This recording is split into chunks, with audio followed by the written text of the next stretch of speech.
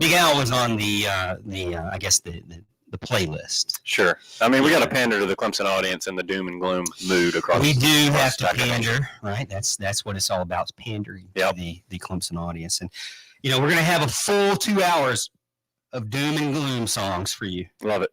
Because that's what we deserve. That's what everybody's feeling right now. That's how we're feeling. Al, when I used to watch games, and I know the text line's not going to like this. They're already making fun of me. I know the Adamsico Roofing text line just loves to pick on me. Little old Morgan. It's not just the Little old Morgan text from line. Little old Fountain Inn. But I think that, the days of me before the team comes down the hill, me running down the stairs, like rubbing my miniature Howard's Rock at the top of the stairs and running down the stairs like I used to do back in the day with my jersey and my helmet on and my pads. And the days of me standing in a 3-point stance on every third down in front of the TV. And the days of me doing the drop back pass and doing a fake, throw as Cade or Deshaun was doing. Yeah. Those days are over. I'm an adult now. I'm sitting on the couch in a chair or at the stadium and I'm just watching the game. Okay. The game, not really up to me. Those players out there, they got to play it. I feel like it changes when you become, like, I'm not going to say the age of their dads because I'm not dad age yet, but I'm definitely not college football player age. I have calmed down a lot over the years. I mean, I used to stand up for like 3 hours in front of the TV and watch this team and hold up the 4 on the fourth quarter. I just watch the game. They get paid a lot of money now. Not just the coaches, but the players get paid a lot of money now. Right. So I'm going to let them handle it. And I'm just going to watch and evaluate. I do my notes here and there. I like to take notes sometimes, but sometimes it's just like watching the game. Yeah. After the game, like I said, the next day, Sunday after church, I'll come back in. I'll watch the replay. I'll do my charts and stuff like that. But that's about it. And then I like talking about it. I like listening to the roar all morning. I've had it on in the background at work. I love listening to the roar and getting everybody's thoughts and getting everybody's opinion on Clemson versus Georgia. But I think, again, I'm not to the point where I lose sleep over it anymore. That's good. Have you ever lost sleep over a college football game? Of course. Really? Yeah, absolutely. What was your was it last night? Was it last Sunday night? Or was Saturday night? Did you lose sleep Saturday night? It should have been. I didn't. I don't want to say that I've matured. That's just no fun. But yeah, I certainly have lost sleep before. I used to let my mood affect me after a game for, days or a week at a time. I try not to do that anymore, but I tell you, if I was ever going to get mad at one again, it would have been on Saturday because that was pretty brutal. Yeah. I think, I can't really think of the last time a game has really bothered me to the point where I didn't, get a good night's sleep, where I had to have 17 milligrams of melatonin. I don't recommend it. Might have been your last church ball game. Yeah. 4 air balls. No, Al, you know what really keeps me up at night now is softball. Here we go again. Second segment of the show. Morgan's already talking about his 10U softball team. Snug it in there. The girls, when I walk away from, I'm a coach of a 10U softball team. When I walk away, I've done it for 7 seasons now. And it doesn't change. When I walk away from a game and I think they lost the game because I made a bad decision, I didn't have the right pitcher in there, I didn't have the right player, I didn't have them ready, I take it personal. Like, man, we didn't practice this in practice like I wanted to. Things like that. Like, I really look back and I'm like, oh man, I should have put this girl in the 3 spot or the 4 spot. I should have put this girl at shortstop. Man, if I would have just had this pitcher or that pitcher for this inning. Things like that bother me, and I know those games really don't matter. As far as like overall, there's no championship really to win, and there's no money to be made in it, but it's still something that I take very seriously. I want to do well, and I want the girls to know that I care about them. Of course. Clemson, though, I don't know when I lost sleep. Now, Texter gets in and says, hey, I lost a lot of sleep over that West Virginia Orange Bowl game. Which is very fair. Tried to go to bed at halftime, he said. Oh, man. Tried to put his phone off on sleep on airplane mode, and no, it was not working. I don't think that was a game. I mean, maybe it was, because that game was frustrating. Yeah. This Georgia game really didn't do it for me. I mean, I did feel like that Georgia was the better team. I picked Clemson plus the 13.5 points that we got, but I thought it was going to be a loss that was close. Right. Considering it was 31 points, that kind of frustrated me. Yeah. Because I felt like, again, they started the game off very, would you say, cocky in the way of taking the ball first? Sure. Very overly confident. Yeah. And then they lay an egg, basically, without, I mean, at the end of the day, they were down by 16, 17 points, and they kicked a field goal. Yeah. At that point, you're thinking, wow, you just didn't want to get a zero. I mean, you're not really trying to win this game. You just didn't want to get a zero. Yep. Because of the way the game was going. Yes. And I never thought Clemson would ever be in that situation. I felt like they would always be fighting for the win. And really, it was razor thin, the edge. Certain things just had to go. I mean, if just one of those deep balls that Cade threw was just 5 or 10 yards further, maybe not as much rainbowness on them, right?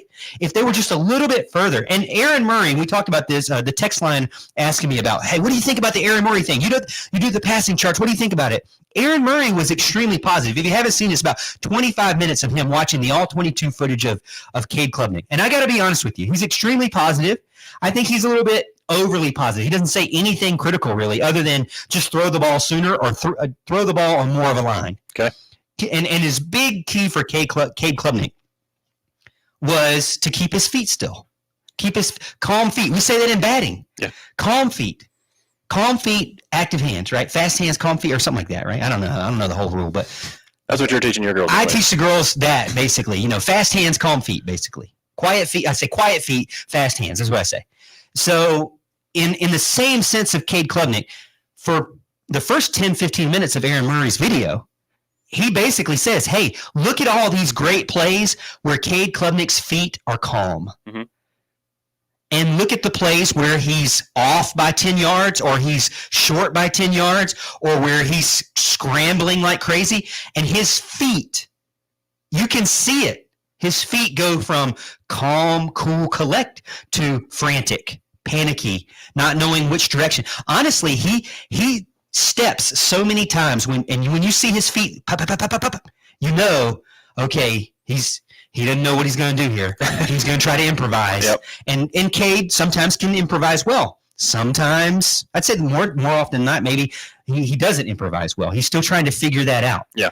But there were times where he had a pocket presence, where he had time, and he got happy feet, as they say. He danced around a little bit. There were times where he had the pocket presence, and, man, he had that calm, cool, collect footwork.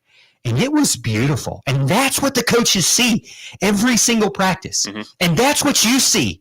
You see highlights of it. And I understand Dabo saying, this is our guy. Because guess what? That's your guy. Cade Klubnik is your guy. Is he the past? No, he's not the past. Does he have flaws? Yes, he has flaws.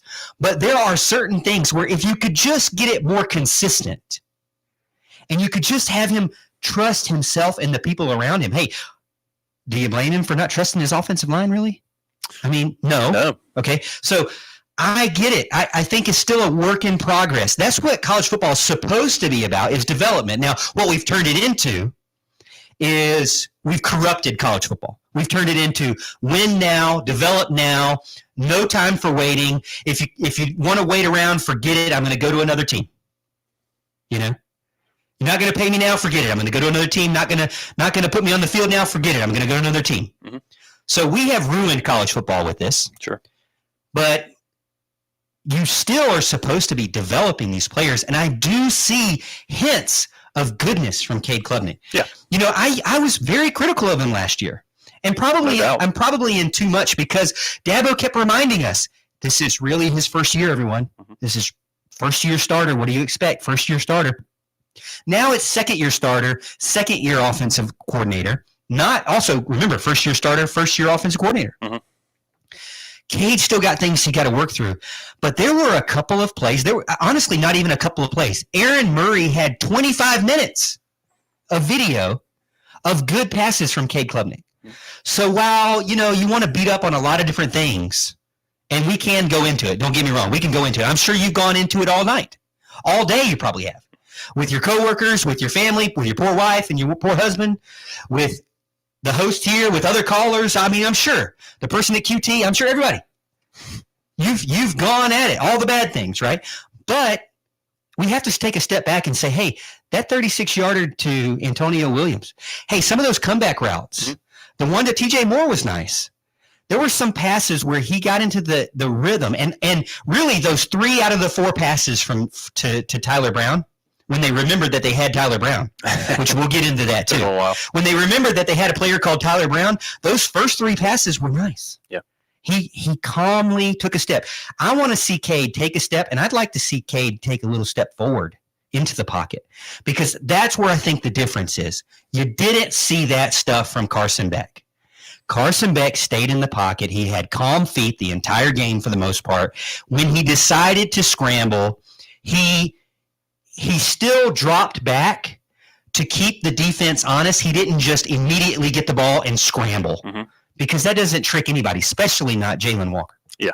So we understand that there's a lot of work to do, but there's also some good. Yeah, there was for sure. I mean, this is something, like you said, you were highly critical of Cade last year, as was pretty much everybody else, because we saw, when you see that stuff, happening in the Georgia game, especially, what you see is all the bad plays. You don't notice the good plays because you're too busy harping on the bad. We're getting hammered, in a game against Georgia.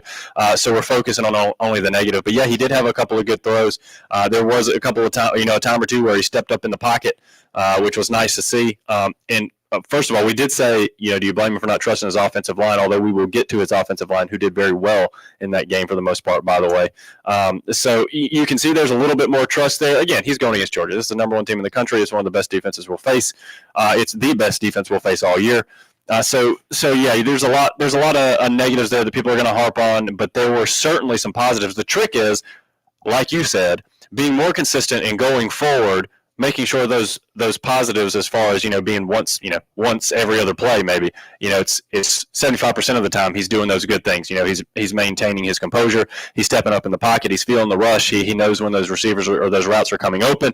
It's those type of things. So he's got to progress against the easier defenses. Maybe get into a rhythm so that they're in a better spot come the end of the year. But we'll see how that goes. I guess the jury's still out as far as that's concerned. Again, I'm going to get into the passing charts. I'm going to get into things that I saw in my overall recap of Cade Klubnik and the Clemson passing game.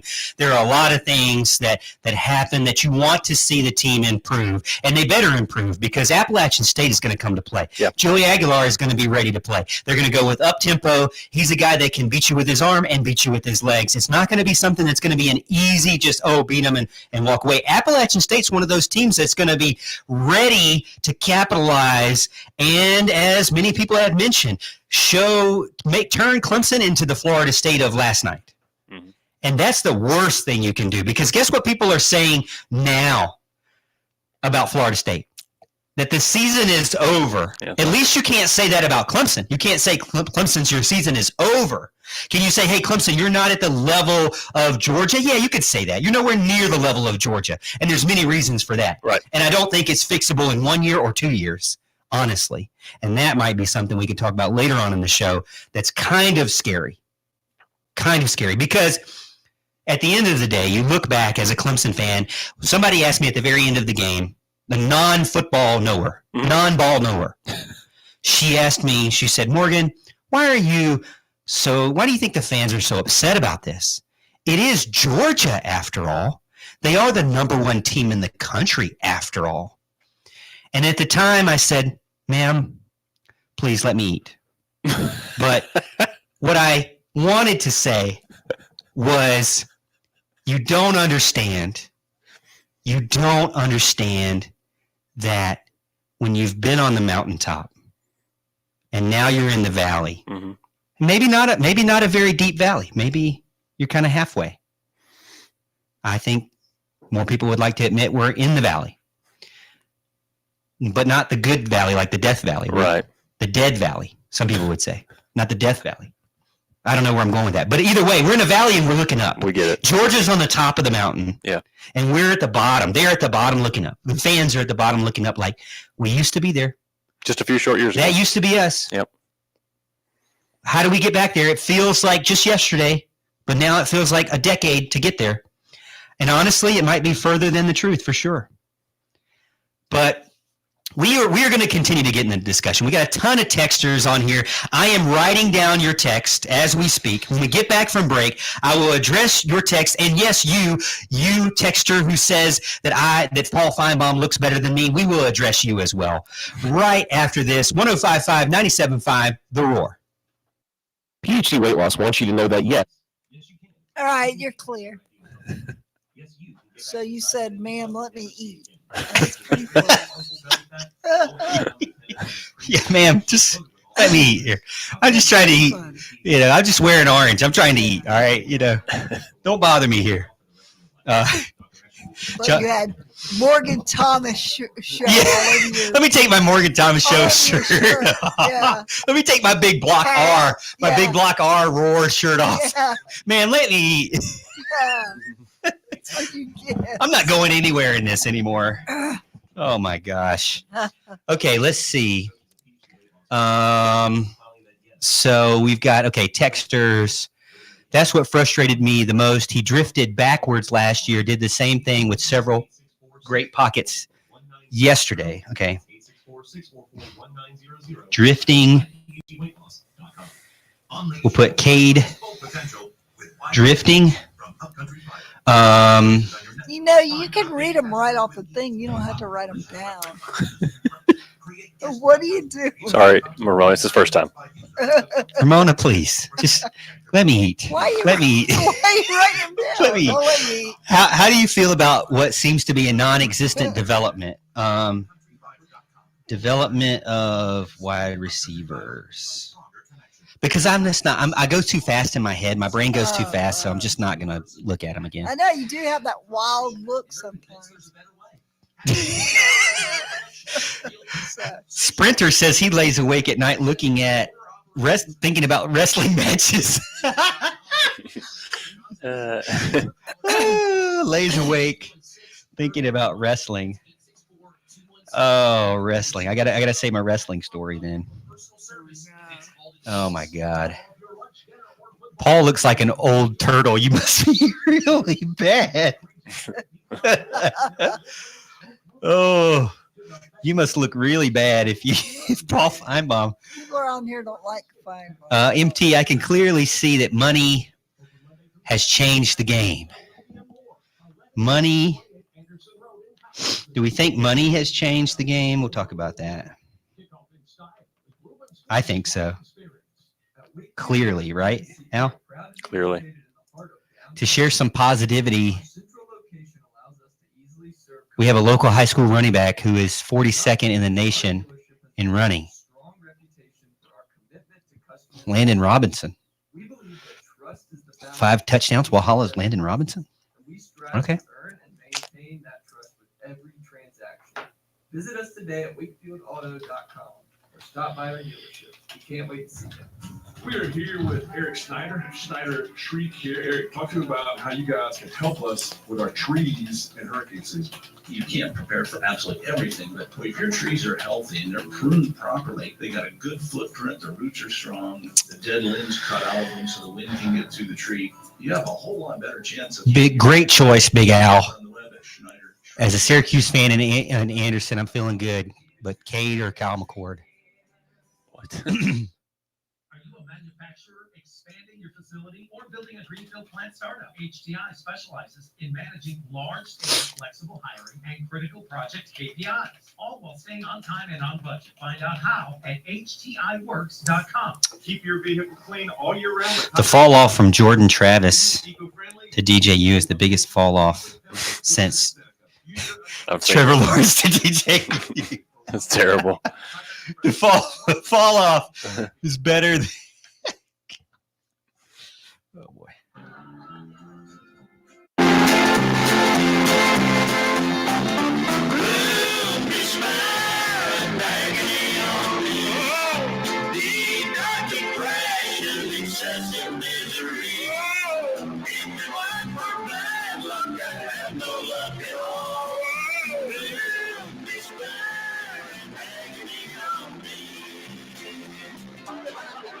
Oh my goodness, Al. Where did you dig that song up? Hey, that was a Marty Bruce special. Okay, Marty. Thank you for that. Wow. I mean, That's a perfect song, actually. I'm gonna put it on my playlist for next. I think you For should. next, not hopefully, no. Hopefully we don't need No, no, that. no, no, no.